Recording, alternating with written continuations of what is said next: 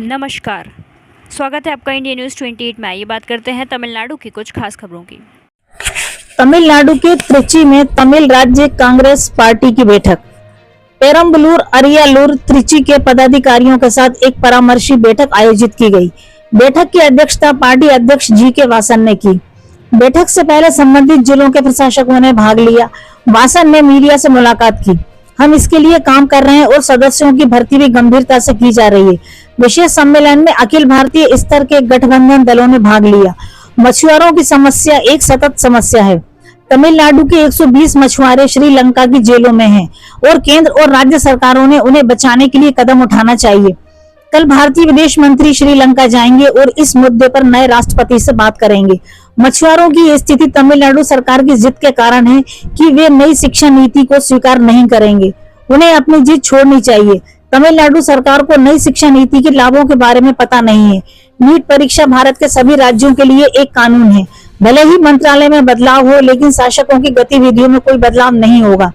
सरकार से मैं प्रार्थना करता हूं कि रजनी जो अच्छे स्वास्थ्य में नहीं है। तमिलनाडु में कई नई पार्टियों की शुरुआत हो रही है और यही हो रहा है। त्रिची से जिला संवाददाता बी बालाजी की रिपोर्ट।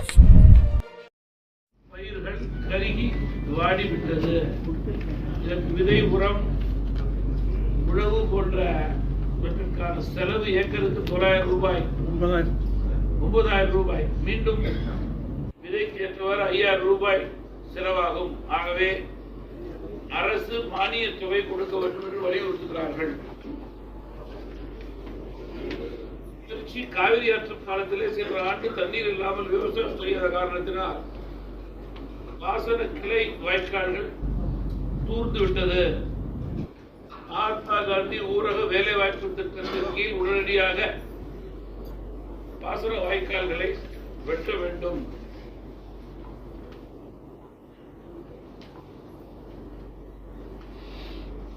நெல் குவிண்டலுக்கு 3,500 ரூபாய் வழங்க வேண்டும் என்ற கோரிக்கை நீண்ட நாள் கோரிக்கை.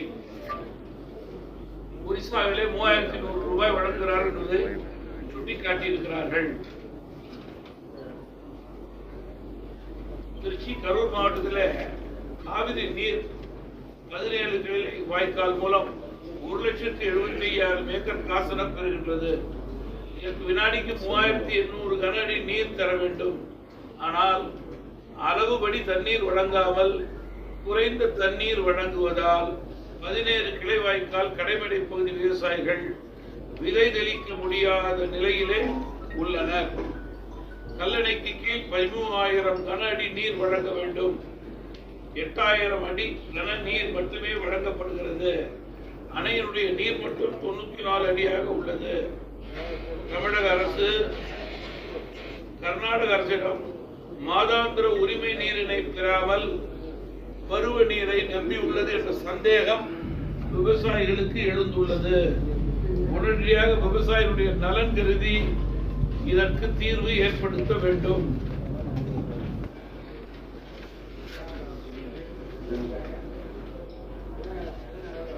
ஆண்டு தஞ்சை உள்ளிட்ட பகுதிகளிலே காப்பீடு செய்து விவசாயம் செய்த பயிர் இயற்கை சீற்றம், மழை போன்ற காரணங்களால் முழுமையாக பாதிக்கப்பட்டிருக்கிறது.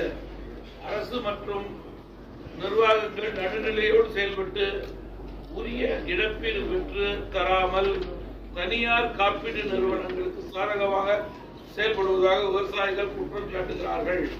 இது தவிர்க்கப்பட வேண்டும். அரசு விவசாயிகள் சார்ந்த அரசாக செயல்பட வேண்டும் என்று கேட்டுக்கொள்ள விரும்புகிறேன்.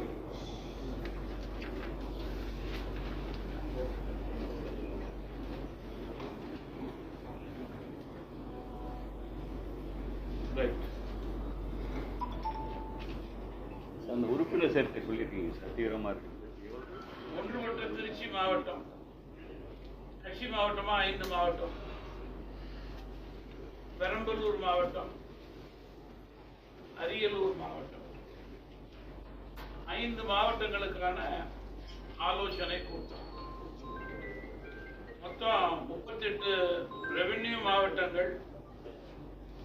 இதுவரையிலே சுமார் 23-24 ரெவென்யூ மாவட்டங்களுக்கு சென்று உறுப்பினர் சேர்க்கும் பணிக்கான செயல்பாடுகளை குறித்து மாவட்ட தலைவர்கள் மற்றும் மாநில மாவட்ட முக்கிய நிர்வாகிகள் பொறுப்பாளர்களோடு ஆலோசனை நடத்தியிருக்கிறேன்.